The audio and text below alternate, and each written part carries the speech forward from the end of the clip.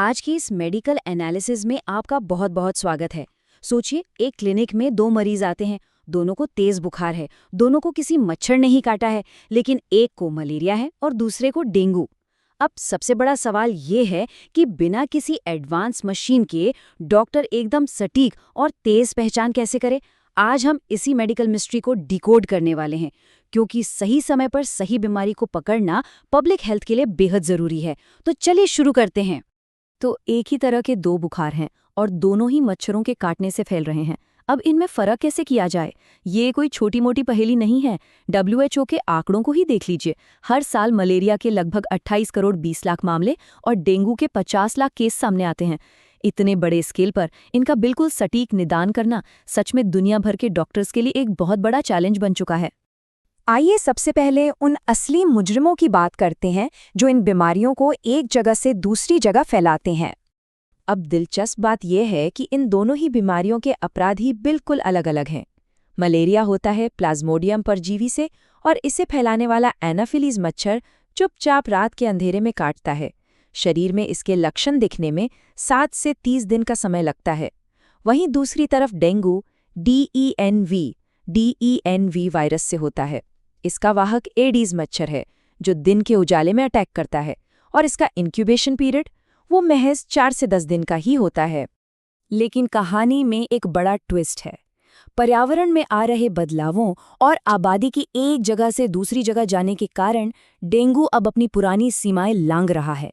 उदाहरण के लिए सूडान के शेंडी शहर को ही ले लीजिए। ये इलाका ऐतिहासिक रूप से सिर्फ मलेरिया का गढ़ माना जाता था, पर अब वहां डेंगू भी तेजी से पांव पसार रहा है। जरा सोचिए उन प्राइमरी हेल्थ सेंटर्स के बारे में जिन्हें अचानक से इन दोनों बीमारियों के मिक्स्ड केसेस से एक साथ निपटना पड़ रहा है। जब ऐसे मरीज क्लिनिक पहुंचते हैं तो डॉक्टर सबसे पहले क्या देखते हैं? उनके बाहरी लक्षण। और यहीं पर थोड़ा कन्फ्यूजन होता है। बुखार, मतली और मांसपेशियों में दर्द, ये ऐसे लक्षण हैं जो दोनों में बिल्कुल एक जैसे हैं और यही सबसे बड़ी गड़बड़ पैदा करते हैं। लेकिन अगर हम थोड़ा गहराई से देखें तो कुछ खास सुराग मिल जाते हैं।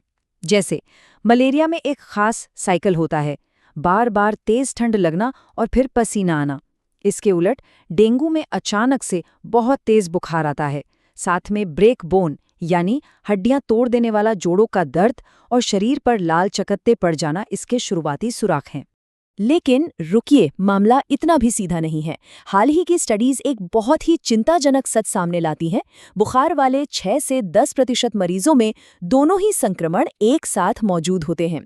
इसे को-इन्फेक्शन कहते हैं। अब ऐसे में अगर डॉक्टर सिर्फ बाहर दिखने वाले लक्षणों पर भरोसा करें तो गलत इलाज का खतरा कितना बढ़ जाता है। तो फिर सही रास्ता क्या है? सही जवाब जानने के लिए हमें बाहरी लक्षणों से हटकर शरीर के अंदर झांकना होगा, खास तौर पर हमारे खून और लिवर की तरफ। आइए सबसे पहले एक बहुत ही अहम मेडिकल टर्म को समझते हैं, थ्रोम्बोसाइटोपेनिया। प्लेटलेट्स क्या है? ये हमारे शरीर की क्लॉटिंग स्क्वाड हैं। ये वो छोटी छोटी कोशिकाएं हैं जो चोट लगने पर खून का थक्का जमाती हैं। डेंगू का वायरस सीधे हमारे बोन मैरो पर अटैक करता है, जिससे इन प्लेटलेट्स की संख्या में अचानक और असामान्य रूप से भारी गिरावट आ जाती है। इसी खतरनाक स्थिति को थ्रोम्बोसाइटोपेनिया कहा जाता है। दूसरा अहम टर्म है ल्यूकोपेनिया। आसान भाषा में कहें तो खून में मौजूद सफ़ेद रक्त कोशिकाओं यानी व्हाइट ब्लड सेल्स की संख्या का बहुत तेजी से गिर जाना। और सफ़ेद रक्त कोशिकाओं का यही गिरता हुआ काउंट आगे चलकर इन दोनों बीमारियों के बीच फर्क करने का एक बहुत बड़ा हथियार बनता है। खून के अलावा लिवर पर भी इन बीमारियों का गहरा असर पड़ता है। क्या आप जानते हैं कि डेंगू के 60 से 90% मामलों में लिवर से जुड़ी जटिलताएं देखी जाती हैं? हेपेटोमेगाली, पीलिया और लिवर एंजाइम्स जैसे AST, ALT और बिलीरुबिन का बढ़ जाना आम बात है। दरअसल दोनों ही संक्रमण लिवर की कोशिकाओं में सूजन पैदा करते हैं और उन्हें डैमेज करते हैं। तो अब सवाल आता है कि इस मिस्ट्री को आखिर सॉल्व कैसे किया जाए, और वो भी सुलभ और कम खर्च में। जरा इस डेटा पर नजर डालिए। ये पाकिस्तान में 140 मरीजों पर हुई एक स्टडी है जो औसत हीमोग्लोबिन स्तर को दिखाती है। मलेरिया फैलाने वाले परजीवी सीधे रेड ब्लड सेल्स यानी लाल रक्त कोशिकाओं को फाड़ देते हैं। इसका नतीजा क्या होता है? मलेरिया के मरीजों में डेंगू की तुलना में अनीमिया यानी खून की कमी बहुत ही साफ और स्पष्ट रूप से देखने को मिलती है। अब इस दूसरे चार्ट को देखिए। यहाँ टोटल ल्यूकोसाइट काउंट या टीएलसी का ट्रेंड बिल्कुल उलट है। मलेरिया की तुलना में डेंगू के मरीजों में व्हाइट ब्लड सेल्स का काउंट एकदम से धड़ाम हो जाता है। यही वो ल्यूकोपीनिया है जिसके बारे में हमने अभी थोड़ी देर पहले बात की थी। और जब हम प्लेटलेट काउंट का डेटा देखते हैं तो तस्वीर बिल्कुल शीशे की तरह साफ हो जाती है। डेंगू के मरीजों में गंभीर थ्रोम्बोसाइटोपेनिया दिखता है, मतलब प्लेटलेट्स नॉर्मल थ्रेशोल्ड से भी बहुत नीचे खिसक जाते हैं। जबकि अगर आप ध्यान दें तो मलेरिया के मरीजों में प्लेटलेट्स की संख्या तुलनात्मक रूप से बेहतर और काफी स्थिर रहती है। तो इन सब बातों का सीधा सा मतलब क्या है? देखिए, पीसीआर जैसे महंगे और एडवांस टेस्ट हमेशा और हर जगह तो मिलते नहीं हैं, खासतौर पर सीमित संसाधनों वाले इलाकों में। ऐसे में एक साधारण सा कंप्लीट ब्लड काउंट यानी सीबीसी टेस्ट एक बहुत ही बेहतरीन, तेज और सस्ता फर्स्ट लाइन स्क्रीनिंग टूल बन जाता है। ये डॉक्टर्स को समय रहते शुरुआती वार्निंग सिग्नल्स पकड़ने में बहुत बड़ी मदद करता है। बीमारी की सही पहचान तो हो गई, अब बात करते हैं एक बहुत ही प्रैक्टिकल चीज की, न्यूट्रिशन और हमारी डाइट की। जब शरीर में प्लेटलेट्स तेजी से गिर रहे हों तो सही डाइट कमाल कर सकती है। ये 7 चीजें रिकवरी को बहुत फास्ट कर सकती हैं। पपीते के पत्तों का अर्क, अनार, कद्दू, पालक और केल जैसी हरी पत्तेदार सब्जियां, खट्टे फल, चुकंदर और लीन प्रोटीन। ऐसा क्यों? क्योंकि पपीते के पत्तों में पैपेन नाम का एंजाइम होता है और हरी सब्जियों में विटामिन के मौजूद होता है। ये चीजें हमारे बोन मैरो को नेचुरली सपोर्ट करती हैं ताकि वो जल्दी से नए ब्लड सेल्स बना सकें।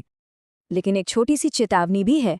रिकवरी के दौरान कुछ चीज़ों से बिल्कुल दूरी बना लेनी चाहिए।